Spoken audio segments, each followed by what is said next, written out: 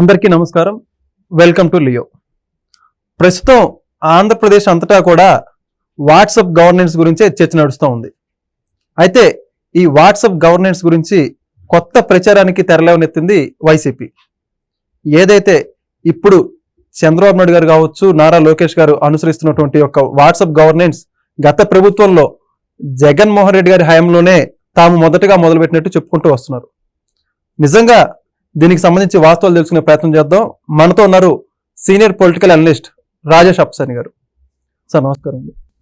మనం చూసుకుంటే ఇప్పుడు ఆంధ్రప్రదేశ్ మొత్తం కూడా వాట్సాప్ గవర్నెన్స్ అని చెప్పేసి నిన్నటి రోజున నారా లోకేష్ గారు స్టార్ట్ చేయడం జరిగింది. దాదాపుగా ఆంధ్రప్రదేశ్ పౌరులకు సంబంధించినటువంటి 164 సేవలు ప్రాథమికంగా అందుబాటులో తీసుకొచ్చారు. దీనికి సంబంధించి వైసీపీ గత ప్రభుత్వంలో జగన్మోహన్ రెడ్డి గారు దీన్ని మొదలుపెట్టారు, కొత్తగా కూటమి ప్రభుత్వం దీన్ని పరిచయం చేసింది ఏం కాదని చెప్పి చెప్పుకుంటున్నారు. నిజంగా దీన్ని కాపీ చేస్తున్నారంట, లేకపోతే కొత్తగా తీసుకొచ్చినటువంటి సేవలు అంటారా? మన అనుభవంలో మన గ్రామాల్లో కొంతమంది మానసిక వికలాంగులు ఉంటారు. పల్లెటూళ్ళలో పిచ్చోళ్ళు అంటాం వాళ్ళని. అటువంటి మానసిక వికలాంగుల్ని ఆట పట్టించటం అనే సంస్కృతి మనకి చిన్నప్పటి నుంచి గ్రామాల్లో అలవాటైపోయి ఉంటుంది. వాళ్ళకి ఒక్కొక్కళ్ళకి ఒక్కొక్క బలహీనత ఉంటుంది. వాళ్ళని చూసి ఎవరన్నా పిచ్చోడు అన్నారనుకో, వాళ్ళు నువ్వే పిచ్చోడు అంటుంటారు. అట్లాగే కాపీ క్యాట్గా పేరున్న జగన్మోహన్ రెడ్డి గారికి ఇవాళ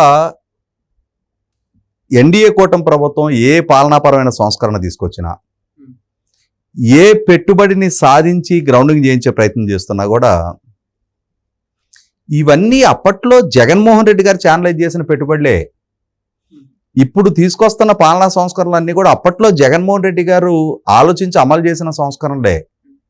వీళ్ళు వాటిని కాపీ చేసి వీళ్ళ బ్రాండింగ్గా పరిచయం చేసుకున్నారు తప్ప this entire credit goes to Jaganmohan Reddy అని చెప్పని యథావిధిగా మొదటి నుంచి ఏ విధంగా అయితే ఆయనకి ఎలివేషన్ ఇస్తూ వచ్చిన వాళ్ళ సోషల్ మీడియా, వాళ్ళ సొంత మీడియా, వాళ్ళ భజన బృందం నాయకులు ఉన్నారో వాళ్ళు అదే విధానాన్ని కొనసాగిస్తూ ఉన్నారు.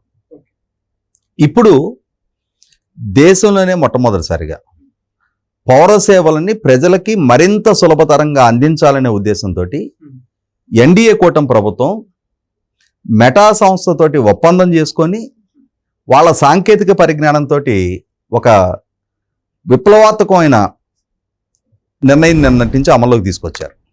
అంటే పౌర సేవలని వాట్సాప్ ద్వారా సులభతరంగా ప్రజలకు అందుబాటులోకి తీసుకొచ్చి ప్రజలు అందుకునే వెసులుబాటు కల్పించాలి. ప్రజలు రోజుల తరబడి, వారాల తరబడి ప్రభుత్వ కార్యాలయాల చుట్టూ తిరిగి పౌర సేవలు పొందే అవసరం లేకుండా వాళ్ళ ఫింగర్ టిప్స్ మీదే ఆ పౌర సేవలు అందుబాటులోకి తేవాలి అని చెప్పాను. అయితే నిన్నటి నుంచి జగన్మోహన్ రెడ్డి గారి భజన బృందం మొదలుపెట్టారు. మనకి కొన్ని సందర్భాల్లో కొన్ని వింటూ ఉంటాం.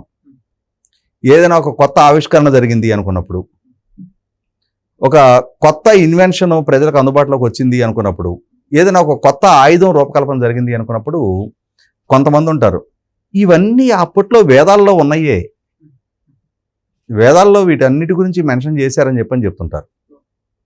ఏదైనా ఒక సంఘటన జరిగింది అనుకోగానే ఇంకొంతమంది బయలుదేరతారు. బ్రహ్మంగారు కాలజ్ఞానంలో ఎప్పుడో ఇవన్నీ జరుగుతాయని చెప్పారు. ఇప్పుడు బ్రహ్మంగారు కాలజ్ఞానం చెప్పుండొచ్చు, వేదాల్లో కొన్ని విషయాలు మెన్షన్ చేసి ఉండొచ్చు. కానీ ప్రతి ఆవిష్కరణకి వాటితోటే లింకప్ చేసి మరి వేదాల్లో మెన్షన్ చేసి ఉంటాయి, దాన్ని సౌకర్యంగా ప్రజలకు ఎందుకు అందుబాటులోకి తీసుకురాలా? ఇప్పుడు తీసుకొచ్చారు శాస్త్రవేత్తలు సాంకేతికతను ఉపయోగించి. ఆ రోజు మెన్షన్ చేసిన దానికి క్రెడిట్ ఇవ్వు, ఇవాళ ఈ ఆవిష్కరణకి క్రెడిట్ ఇవ్వు. వీళ్ళు ఈ ఆవిష్కరణకి ఎవరికన్నా వాళ్ళని ఆహా బాగా కొత్త ఒక విధానాన్ని అందుబాటులోకి తెచ్చారని కానీ దాన్ని ఓర్చుకోలేక వీళ్ళదేం లేదు, ఇవన్నీ అప్పుడే మెన్షన్ చేస్తున్నాయి అని చెప్తారు. అదే విధానం కొనసాగిస్తా జగన్మోహన్ రెడ్డి గారి భజన బృందం నిన్నటి నుంచి మొదలుపెట్టారు. ఈ వాట్సాప్ పౌర సేవలు జగన్మోహన్ రెడ్డి గారే అమల్లోకి తీసుకొచ్చారు అని. మరి జగన్మోహన్ రెడ్డి గారు అమల్లోకి తీసుకొచ్చారే అనుకుందాం, నిజంగానే తెచ్చారనుకుందాం మనం. మెటాతో ఇప్పుడు ప్రభుత్వం కొత్తగా ఒప్పందం ఎందుకు చేసుకోవాలి? ఆల్రెడీ ఆయన ఒప్పందం చేసుకొని ఉండాలిగా. ఆ ఒప్పందం బయటపెట్టు. జగన్మోహన్ రెడ్డి గారి ప్రభుత్వ హయాంలోనే వాట్సాప్ ద్వారా పౌర సేవలు అందించడం కోసం ఆనాటి ప్రభుత్వమే 2023లో వాళ్ళు క్లెయిమ్ చేస్తున్నట్టుగా మెటాతో ఇదిగో చేసుకున్న అగ్రిమెంట్ ఇప్పుడు మళ్ళీ కొత్తగా చేసుకోవడం ఏంటి, డ్రామాలు ఆడుతున్నారా అని చెప్పని మనం కూడా అడుగుతాం ప్రభుత్వాన్ని, చంద్రబాబు నాయుడు గారిని, లోకేష్ గారిని. ఇప్పుడు నిజంగానే వాళ్ళు చేస్తుంటే అంటే దానికి సంబంధించిన ప్రొసీడింగ్స్ ఉండాలిగా ప్రభుత్వం దగ్గర. ఇక్కడ జరిగేది ఏంటి అంటే ఈ ఒక్క అంశంలోనే కాదు, జగన్మోహన్ రెడ్డి గారు ముఖ్యమంత్రిగా పదవి బాధ్యతలు చేపట్టే నాటికి అంతకు ముందున్న చంద్రబాబు నాయుడు గారి టెన్యూర్లో దేశంలోనే అతిపెద్ద ఎఫ్డిఐ కియా ప్లాంట్ ఆంధ్రప్రదేశ్లో గ్రౌండింగ్ అయింది. రాయలసీమ దుర్భిక్ష అనంతపూర్ జిల్లాలో పెనుగొండ ప్రాంతంలో గ్రౌండింగ్ అయింది. అప్పటికి భారతదేశంలో అతిపెద్ద ఎఫ్డిఐ అదే. అది చాలా వేగంగా ప్రొడక్షన్లో కూడా వచ్చేసింది. ఆ వచ్చేసిన సందర్భంగా ప్రభుత్వం మార్పు చెందింది. జగన్మోహన్ రెడ్డి గారు అధికారంలోకి వచ్చారు. నాటి ఆర్థిక శాఖ మంత్రి అసెంబ్లీలో చేసిన ఒక ప్రకటన గుర్తుంచుకోవాలి. ఈ కియా ప్లాంటు కళ సాకారం అవటం అనేది రాజశేఖర రెడ్డి గారి క్రెడిట్, చంద్రబాబు నాయుడు గారిది కాదు. అంటే కియా ప్లాంట్ ఎస్టాబ్లిష్ అయిందేమో 2018లో, రాజశేఖర రెడ్డి గారు చనిపోయిందేమో 2009లో. ఆయన ఉమ్మడి రాష్ట్రానికి ముఖ్యమంత్రిగా పనిచేశారు. 2009 సెప్టెంబర్ 2వ తారీఖు దురదృష్టవశాత్తు ఒక హెలికాప్టర్ ప్రమాదంలో ఆయన చనిపోయారు.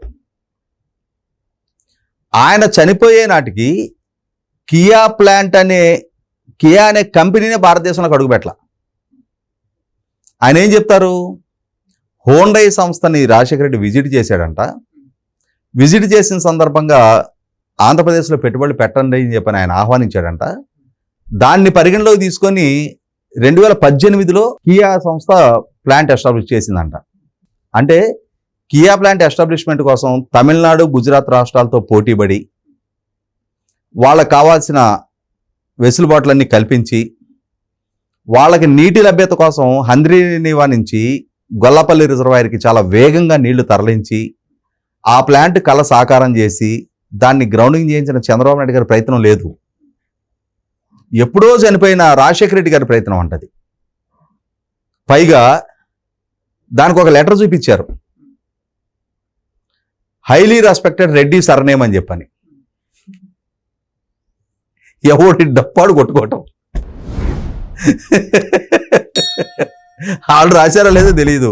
ఈ బుగ్గన రాజేంద్రనాథ్ రెడ్డి మాత్రం అసెంబ్లీలో పనిమాలను నొక్కి వక్కాణించాడు, అది హైలీ రెస్పెక్టెడ్ రెడ్డి సర్నేమ్ అని చెప్పని. అక్కడి నుంచి బుగ్గన రాజేంద్రనాథ్ రెడ్డి గారిని కూడా హైలీ రెస్పెక్టెడ్ అని చెప్పని పిలవడం అలవాటైపోయింది అందరికీ. అంటే అండూ క్రెడిట్ క్లెయిమ్ చేయటం. నువ్వు చేసిన ఘనత ఏదైనా ఉంటే దాని క్రెడిట్ నువ్వు క్లెయిమ్ చేసుకుంటే అర్థం ఉంది. ఫేక్ ప్రచారాలు, ప్రజలను మభ్యపెట్టే ప్రచారాలతోటి ఎన్నాళ్ళు రాజకీయం చేస్తారు? జగన్మోహన్ రెడ్డి గారి పాలనంతా ఈ ఫేక్ ప్రచారాలతోటే నడిపించారు. ఇవాళ ప్రతిపక్ష స్థాయికి ప్రతిపక్ష హోదా కూడా దక్కని స్థాయికి పరిమితమైనా కూడా ఇంకా ఇప్పటికీ కూడా ఈ ప్రభుత్వం ఏదైనా ఒక పౌర సేవని ప్రజలకు సునాయాసంగా అందుబాటులోకి తీసుకొస్తే సాంకేతికతని ప్రజలకి అందుబాటులోకి తీసుకురావడం అనేది చంద్రబాబు నాయుడు గారు దేశంలోనే ఆద్యుడు. ఆయన హయాంలోనే ఈ సేవ అంటే పౌర సేవలు ప్రజలకు అందుబాటులోకి రావటం అనేది ఆయన హయాంలోనే మొదలైంది. ఆయన హయాంలోనే ప్రజల వద్దకు పాలన మొదలైంది. ఆయన హయాంలోనే శ్రమదానం మొదలైంది. ఆయన హయాంలోనే క్లీన్ అండ్ గ్రీన్ 2014లో నరేంద్ర మోడీ గారు దేశానికి పరిచయం చేసిన స్వచ్ఛ భారత్ అనే కాన్సెప్ట్ని చంద్రబాబు నాయుడు గారు 2004కి ముందే ఆంధ్రప్రదేశ్ రాష్ట్రంలో అమలు చేసి చూపించారు. క్లీన్ అండ్ గ్రీన్, ఇంకుడు గుంతలు, రైతు బజార్లు, ప్రభుత్వ కార్యాలయాన్ని డిజిటలైజేషన్ చేయటం, అన్నిటికన్నా ముఖ్యంగా అధికార వ్యవస్థకి జవాబుదారీతనాన్ని పెంచుతూ గ్రామ సభలు ఏర్పాటు చేయడం, యాక్షన్ టేకన్ రిపోర్టు గ్రామ సభకి వివరించి చెప్పాలి అని చెప్పనే ఒక కండిషన్ పెట్టడం. అంటే ఈ గ్రామ సభలో ప్రజల నుంచి వచ్చిన విజ్ఞప్తుల్ని మళ్ళీ గ్రామ సభ నాటికి ఎన్ని పరిష్కరించాం, ఎన్ని పరిష్కరించలేదు, ఎందుకు పరిష్కరించలేదు అనేది గ్రామ సభకి అధికారులు వివరించి చెప్పాలి. ప్రజలు మేం గతంలో ఇచ్చిన పలానా విజ్ఞప్తి ఏమైంది అని అడిగే హక్కు కల్పించారు. అన్నిటికన్నా ముఖ్యంగా ప్రభుత్వ కార్యాలయాల్లో సిటిజన్ చార్టర్ ఏర్పాటు చేశారు. ఆ సిటిజన్ చార్టర్ ద్వారా పౌర సేవలు ప్రజల హక్కు, పౌరులకు సేవ చెయ్యటం మీ బాధ్యత అని చెప్పిన ఉద్యోగ వర్గాలకు తెలియజేశారు. సేవలు పొందటం మీ హక్కు, మీరు కట్టిన పన్నుల నుంచి ఈ ఉద్యోగులకు జీతాలు చెల్లింపబడతా ఉన్నాయి, మీకు సేవ చేయడానికి వాళ్ళు అపాయింట్ చేయబడ్డారు అని చెప్పని ఆ క్లాసిఫికేషన్ తీసుకొచ్చారు. ఇద్దరి మధ్య విభజన. పౌర సేవలు ఏ సర్టిఫికెట్కి అప్లై చేసుకుంటే ఎంత టైం బౌండెడ్లోగా ఆ సర్టిఫికెట్ ఇవ్వాలి అనేది ప్రజలకున్న హక్కుని, ఉద్యోగుల బాధ్యతను గుర్తు చేస్తా సిటిజన్ చార్టర్ బోర్డులు పెట్టారు ప్రభుత్వ కార్యాలయాల్లో. ప్రభుత్వ కార్యాలయాల్ని డిజిటలైజేషన్ చేశారు.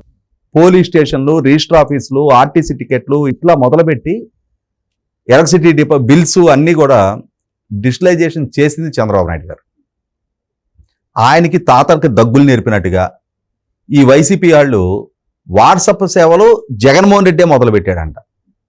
దాని మీద టీడీపీ వాళ్ళు సోషల్ మీడియాలో ట్రోల్ చేస్తూ ఉన్నారు. నిజమేనా? జగన్మోహన్ రెడ్డి కనుక మొదలుపెట్టి ఉన్నట్టయితే ఆ వాట్సాప్ నెంబర్ చెప్పండి. మరి ఆ రోజు మొదలు పెడితే దానికి ఒక నెంబర్ ఉండాలిగా. నేను ఇందాక మెటాతో చేసుకుని అగ్రిమెంట్ అడిగా, వీళ్ళైతే ఇంకొక అడుగు ముందుకేసి ఆ వాట్సాప్ నెంబర్ ఇమ్మని అడుగుతున్నారు. లేదు అని అంటే మేమే సూచిస్తాం మీ నెంబర్ ఏంటి అనేది 6093420420 అని చెప్తున్నారు. ఎందుకంటే చెంచల్గూడ జైల్లో జగన్మోహన్ రెడ్డి గారి ఖైదీ నెంబరు 6093. ఆయన మీద 11 కేసుల్లో సెక్షన్ 420 ఫైల్ అయి ఉంది. కాబట్టి ఈ మోసపు మాటలు ఇంకెన్నాళ్ళు చెప్తారా బాబు అని చెప్పని ప్రజలు నవ్వులాడుకుంటున్నారు వాళ్ళని చూసి. ఓకే, చాలా చక్కగా చెప్పేశారు. Thank you. Please subscribe to Leo News for more videos.